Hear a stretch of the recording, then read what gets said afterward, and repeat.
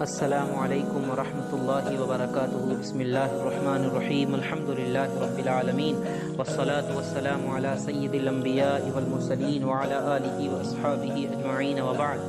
اعوذ باللہ من الشیطان الرجیم، بسم اللہ الرحمن الرحیم۔ ان اللہ وملائکتہ یصلون علی النبی یا ایھا الذین آمنوا صلوا علیہ وسلموا تسلیما۔ اللهم صل على سيدنا ومولانا محمد وعلى آل سيدنا ومولانا محمد وبارك وسلم۔ اللهم صل وسلم وبارك على سيدنا ومولانا محمد طب القلوب ودوائها وعافية الأبدان وشفائها ونور الأبصار وضيائها وعلى آله وصحبه دائما أبدا۔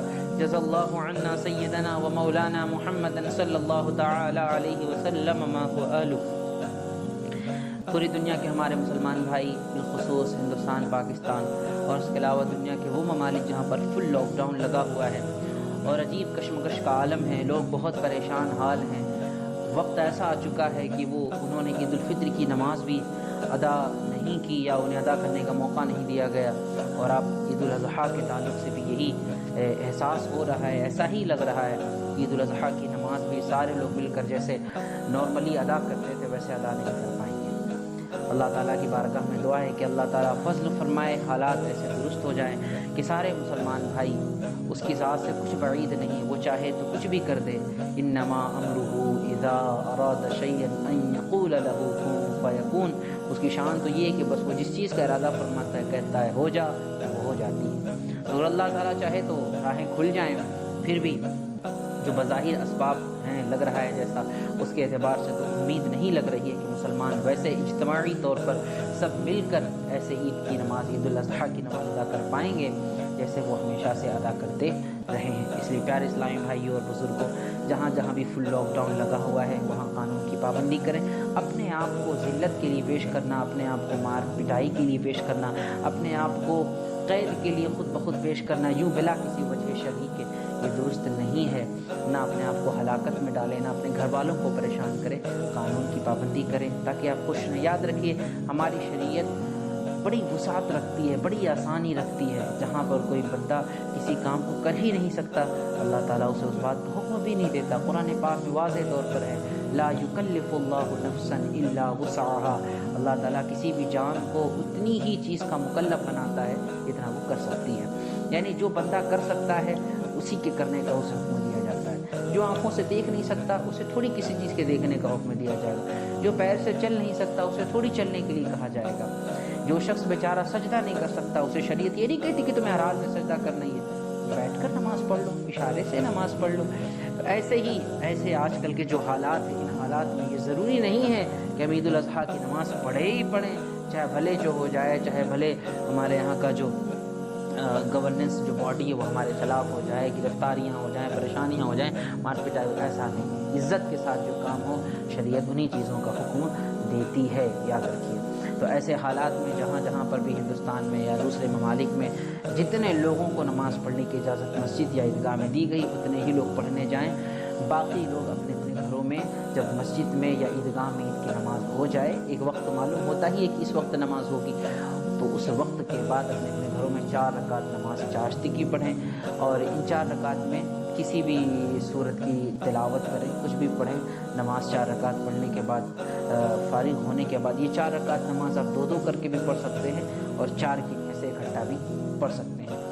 یہ 4 رکعت نماز پڑھنے کے بعد 3 مرتبہ تکبیر تشریق کہیں، جس کو 9 ذی الحجہ یعنی عرفہ کے دن کی فجر سے لے کر کے پڑھا جاتا ہے، اور 13ویں کی عصر تک جسے پڑھا جاتا ہے۔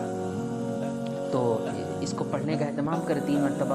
اللہ اکبر اللہ اکبر لا الہ الا اللہ واللہ اکبر اللہ اکبر وللہ الحمد۔ اس کو 3 مرتبہ پڑھیں۔ 3 مرتبہ پڑھنے کے بعد 34 مرتبہ اللہ اکبر پڑھیں، اللہ اکبر پڑھیں، جو تسبیح فاطمہ کا ایک حصہ بھی ہے، اسے پڑھیں۔ پھر دعا کریں اپنے لیے، تمام مسلمانوں کے لیے، کہ اللہ تعالیٰ اس بلا کو، اس مصیبت کو ہم سے دور فرمائیں۔ جو بیمار ہیں ان کو اللہ تعالیٰ شفا عطا فرمائے۔ جو لوگ مسجدوں میں، عیدگاہوں میں نماز پڑھے وہ اسپیشلی تھوڑی طویل دعا مانگیں، اللہ کی بارگاہ میں آنسو بہا کر دعا مانگیں کہ اللہ تعالیٰ نے مسجد میں نماز پڑھنے کا جیسا موقع دیا، عید کی نماز، عید الاضحیٰ کی نماز عیدگاہ میں مسجد میں ادا کرنے کی انہیں سعادت حاصل ہو رہی ہے۔ اللہ تعالیٰ ایسے تمام بھائیوں کو بھی ادا کرنے کی سعادت انہیں عطا فرمائے، اور بھی جو لوگ جو نماز پڑھنے کے لائق نہیں ہیں، جو بیمار ہیں، انہیں اللہ تعالیٰ شفا دے، جو بیچارے اس دنیا میں اس مرض سے کہ اللہ انہیں شہادت کا مقام عطا کرے۔ مسلمانوں کی اور بھی بہت سی پرابلم ہیں، مسلمان اور بھی کئی وجوہات سے پریشان ہیں، معاشی اعتبار سے پریشان ہیں، سیاسی اعتبار سے پریشان ہیں، سماجی اعتبار سے پریشان ہیں۔ ان تمام حالات کے لیے دعا کریں۔ ہمارے سماج میں صرف کورونا ہی ایک وائرس نہیں ہے، بہت سے وائرس ہیں۔ مسلمانوں کے بچے جوا کھیلنے میں لگے ہوئے ہیں، شراب پینے میں لگے ہوئے ہیں۔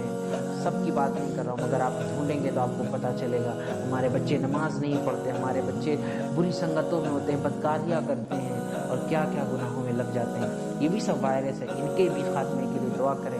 اللہ تعالیٰ کی رحمت سے امید ہے کہ اللہ تعالیٰ فضل فرمائے گا، یہ ساری بلائیں دور ہو جائیں گے۔ اور کوشش بھی کریں، جس طرح اس وائرس سے بچنے کے لیے ماسک لگا رہے ہیں، سینیٹائزر کا استعمال کر رہے ہیں، یہ کر رہے ہیں، وہ کر رہے ہیں، ایسے جو دوسرے وائرس جن کا میں نے ذکر کیا، جو برائیوں کے وائرس ہیں، بدعقیدگی کے وائرس ہیں، جو بد مذہبیت کے وائرس ہیں نا، کہ لوگ کوئی دیوبندی ہوا جا رہا ہے، کوئی نجدی، کوئی وہابی ہوا جا رہا ہے، کوئی کچھ ہوا جا رہا ہے، ان سب وائرس سے بھی بچانے کے لیے اہل سنت و جماعت میں ثابت قدم رکھنے کے لیے کوششیں کریں۔ صرف دعائیں ہی کافی نہیں، کوشش بھی کریں، دعا بھی کریں، تو اللہ تعالیٰ کی رحمت سے امید ہے کہ کاوشیں بر آئیں گی اور خالق کائنات کا فضل و کرم ہوگا تو ہماری نسلیں سدھر جائیں گی، انشاءاللہ یہ کامیاب و کامران ہو جائیں گی۔ یہ چند باتیں تھیں۔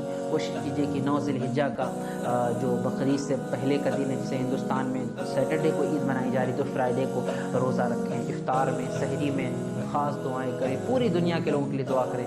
یاد رکھیں جب بندہ اپنے دوسرے بھائی کے لیے دعا کرتا ہے تو اللہ تعالیٰ کی ایک روایت کا مفہوم میں بتا رہا ہوں، اللہ تعالیٰ کی بارگاہ سے آواز آتی ہے کہ یہ دوسروں کے لیے مانگ رہا ہے، پہلے اسے عطا کر دو، اس کے بعد دوسروں کو چیزیں عطا کرو۔ اور ہم جب کسی دوسرے کے لیے کسی چیز کی دعا کرتے ہیں نا تو اللہ تعالیٰ ہمارے حق میں بھی وہ دعا قبول فرماتا ہے۔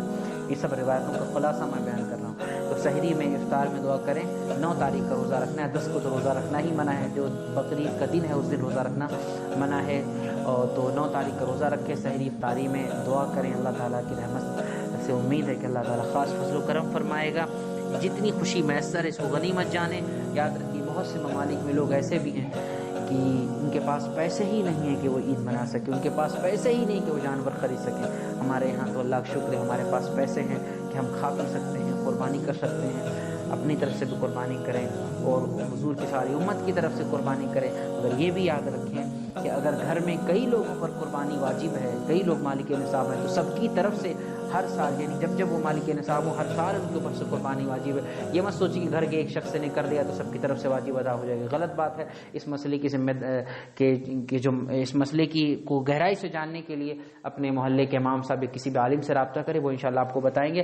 ایسا ضرور کیجئے گا کہ اگر آپ کے اوپر قربانی واجب ہے، آپ کے والد صاحب پر بھی، آپ کے بھائی پر بھی، آپ کے بہن پر بھی، تو سب کی طرف سے الگ الگ قربانی ہونی چاہیے۔ ایسا نہ ہو کہ آپ ایک ہی قربانی کے اگر فرصت پا لیں اور کل اللہ تعالیٰ کی ناراضگی آپ کو ملے اور ایک واجب آپ کے ذمہ رکھا رہ جائے۔ تو علم حاصل کریں، عمل کریں، دعا کریں، اللہ تعالیٰ کی رحمت سے امید لگائیں، انشاءاللہ سب ٹھیک ہو جائے گا۔